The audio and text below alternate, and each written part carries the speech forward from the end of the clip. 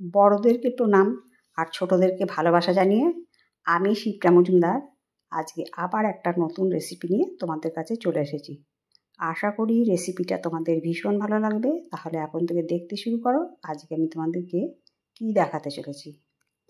দেখো বন্ধুরা, এখানে আমি প্রায় 500 গ্রামের মতন আলু নিয়ে, মাঝারি সাইজের আলু নিয়ে 2 আধখানা করে খোসা ছাড়িয়ে নিয়েছি।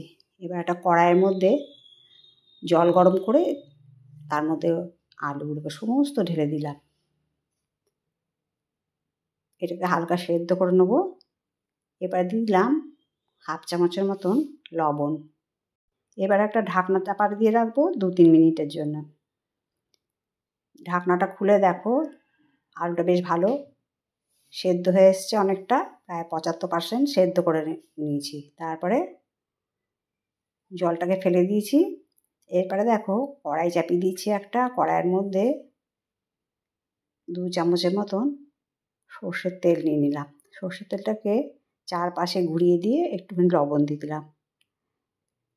আবার একটুখানি চারপাশ ঘুরিয়ে দেবো। তাহলে আমি যখন আলুটা ভাজবো তখন কিন্তু কড়াইয়ের গায়ে আর লাগবে না। আঁচটা এই সময়টা মিডিয়াম করে রেখেছি। দেখো সেদ্ধ আলুটা আমি এখানের মধ্যে দিয়ে দিচ্ছি। এইভাবে আলু ভাজলে কিন্তু কড়াইয়ের গায়ে একটুও লাগে না। সব আলুগুলোকে আমি তেলের মধ্যে ছেড়ে দিলাম।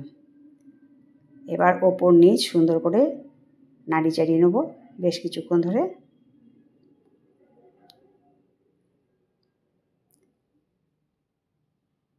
তোমরা লক্ষ্য করছো কড়াইয়ের গায়ে কিন্তু একদম আটকে থাকছে না। আলুটা যখন এরকম পর্যায়ে ভাজা হলো, আমি কিন্তু এই সময় কোনো হলুদ দিইনি।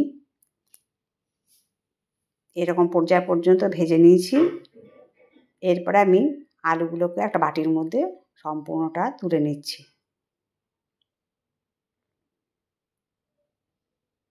এরপরে আমি একটা মশলা তৈরি করবো বলে কড়াই চাপিয়ে দিয়েছি। তার মধ্যে 1 চামচ ধনে, 1 চামচ জিরে, এবার দিয়ে দেবো 1 চামচের মতন মৌরি, 3টে শুকনো লঙ্কা, 4টে এলাচ আর 1 চামচ তিল দিয়ে এবার এটাকে ভালো করে ভাজা করে নেব। এই তিলের বদলে তোমরা চীনা বাদামও দিতে পারো বা পোস্তও দিতে পারো। হালকা করে সুন্দর করে ভেজে নেবো যেন পুড়ে যায় না, এই দিকটা লক্ষ্য রাখতে হবে। এবার দিয়ে দিলাম গোটা কয়েক গোলমরিচটা দিয়ে ভালো করে নাড়ি চাড়িয়েছি। এখন কিন্তু গ্যাসটা অফ করে দিয়েছি। দেখো আমি একটা মিক্সিং জারের মধ্যে সম্পূর্ণ মশলাটাকে ঢেলে নিলাম। এটাকে গুঁড়ো করে নেব। দেখো এরকম করে একটা গুঁড়ো করে নিয়েছি। এরপরে কড়াইটাকে পরিষ্কার করে নিয়ে আবার সর্ষের তেল দিয়ে দিলাম। সর্ষে তেলের মধ্যে এবারে সর্ষে, মৌরি, জিরে আর একটুখানি জোয়ান দিয়ে একটা ফোড়ন দিলাম। ফোড়নটা বেশ সুন্দর যখন ভাজা গন্ধ বেরিয়ে গেল, এরপর দিয়ে দিলাম 1/2 চামচের কম হিং দিয়ে দিলাম। হিংটা বেশ একটুখানি ভাজা গন্ধ বেরিয়ে গেল, তারপরে দিয়ে দিলাম 1/2 ইঞ্চি গ্রেট করে রাখা আদা। এটা দিয়ে মশলাটাকে আরেকটু সুন্দর করে ভেজে নিতে হবে। এরপর দিয়ে দেবো গোটা দিয়ে কাঁচা লঙ্কা কুচোনো। যতক্ষণ না আদার কাঁচা গন্ধটা যায় সেই পর্যন্ত সুন্দর করে ভেজে নেব। বেশ কিছুক্ষণ নাড়িয়ে চাড়িয়ে আমি ভেজে নিলাম। এরপর দিয়ে দিলাম 1/2 চামচ হলুদ। এবার দিয়ে দিচ্ছি 1 চামচ লাল লঙ্কার গুঁড়ো। আজকের রেসিপিটা একটু ঝাল ঝাল চটপটা হবে, সেই জন্য ঝালের পরিমাণটা কিন্তু একটু বেশিই দিতে হবে। দিয়ে ভালো করে কষিয়ে নিলাম। দিয়ে মশলাটা যাতে পুড়ে না যায় সেই দিকে লক্ষ্য রাখতে হবে। আর এরপরে দিয়ে দিলাম কাসুরি মেথি। কাসুরি মেথিটা দিয়ে আরেকটুখানি নাড়িয়ে চাড়িয়ে নেব। কাসুরি মেথিটা সুন্দর ভাজা হয়ে গেল। এরপরে আমি দিয়ে দিচ্ছি উষ্ণ গরম জল বেশ কিছুটা। মশলাটাকে ভালো করে গরম জল দিয়ে কষিয়ে নেব।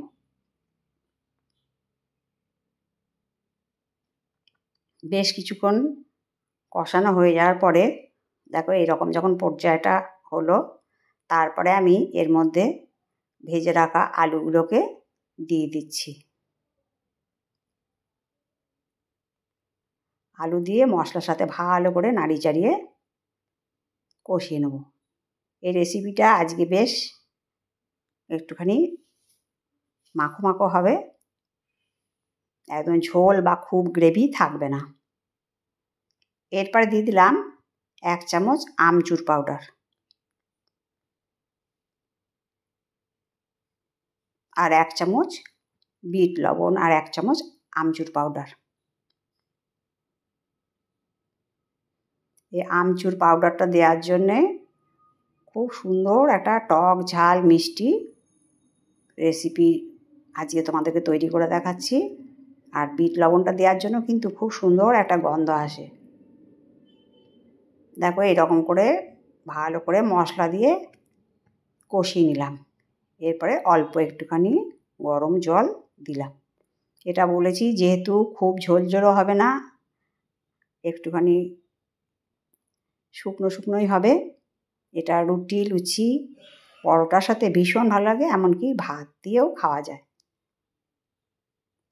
এই জলটা যখন শুকিয়ে যাবে তারপরে আমি এটাকে অনেকটা টানিয়ে নেবো। এরপরে দিয়ে দিলাম স্বাদটাকে ব্যালেন্স করার জন্য একটু চিনি। বেশ নাড়িয়ে চাড়িয়ে অনেকক্ষণ আমি ঝোলটাকে একদম টানিয়ে নেব। মশলাটা যাতে আলুর গায়ে খুব সুন্দর করে লেগে যায় সেই রকম করে রান্না করে নিতে হবে। এবার ঢাকনা চাপা দিয়ে রাখলাম 2-3 মিনিটের মতন। ঢাকনাটা খুলে আবার দেখো নাড়ি চাড়িয়ে দিয়েছি। তোমরা দেখে বুঝতে পারছো ঝোলটা কিন্তু অনেকটাই টেনে গেছে।